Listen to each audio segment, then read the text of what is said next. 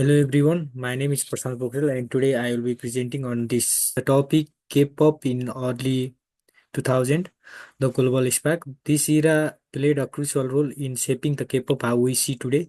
We will explore how it started, the historical context behind its rise, and artists and song that help break into the global spotlight.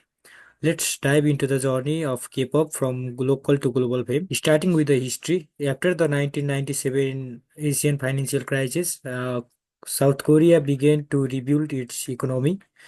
A part of the strategy included promoting cultural exports. The government invested in the entertainment industry, including music and the TV dramas. At the same time, high-speed internet and the internet cafes became popular, especially among youth fans, began sharing music videos and the performance online. To support this growth, the Korean Creative Content Agency (KOCCA) was created to fund cultural incentives.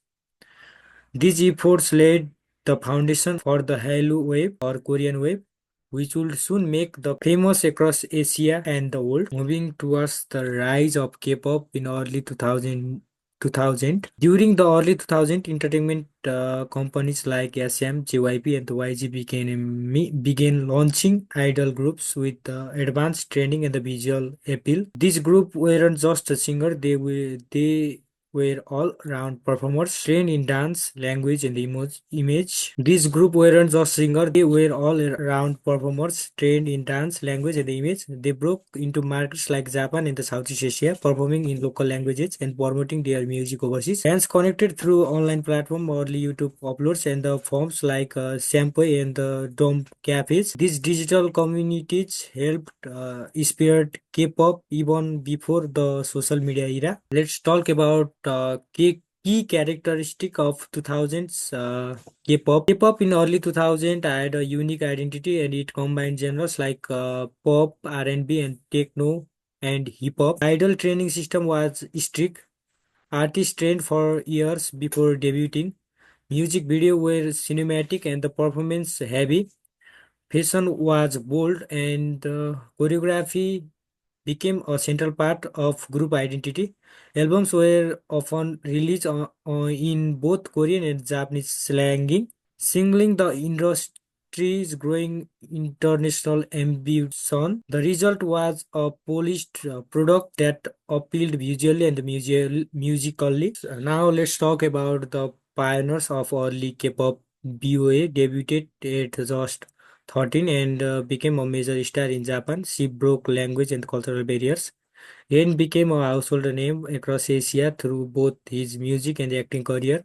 TBXQ boasts a powerful harmonies and the visuals, setting a standard for boy bands. Lee Wei's solo debut showed the female idols could command the stage alone, while Shinhwa and Fin KL gained massive popularity along lasting fan bases. These artists laid in groundwork for global K-pop stardom. This slide highlight iconic early 2000 K-pop song that shaped the genre. BOA number one bounce in electric pop energy, while Rain's is raining fused dance and the pop with strong performance appeal.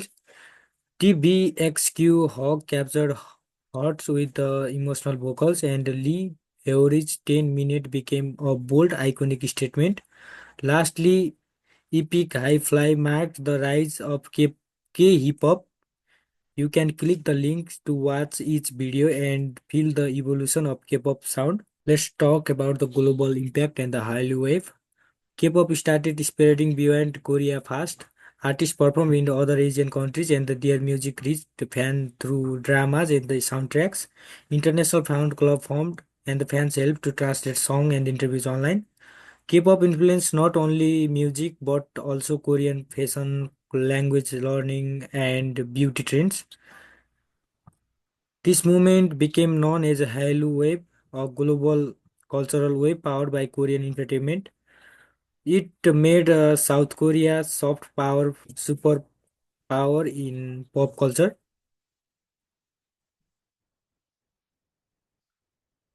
Talking about the legacy, the system developed in early 2000 is still defined K-pop today. The idol training model, global promotion strategies, and the performance standard created back then are followed by today's stars like BTS, Blackpink, and EXO. Modern idols now appear in international award shows and tour worldwide and use platforms like YouTube and TikTok to reach fans instantly. Streaming and social media have taken K-pop to a new level, but the foundation of that success was built in early 2000. That's why this era is considered as the most important chapter in K-pop global journey.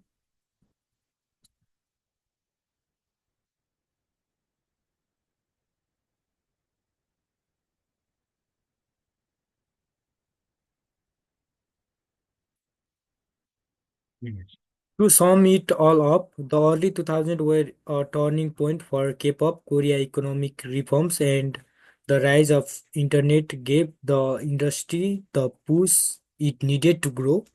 Idol groups were no longer just performers; they were polished, highly trained artists ready for global stages.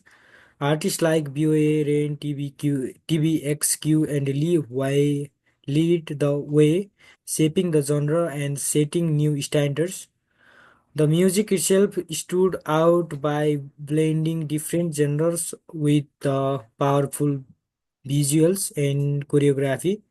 And thanks to the Hallyu wave, K-pop didn't stay in Korea; it spread across the world through music, drama, fashion, and more. The early 2000s didn't just spark K-pop rise; they built the foundation for everything that followed. Thank you for your attention. I hope this gave you a clear view of how K-pop evolved from a national scene to a global environment.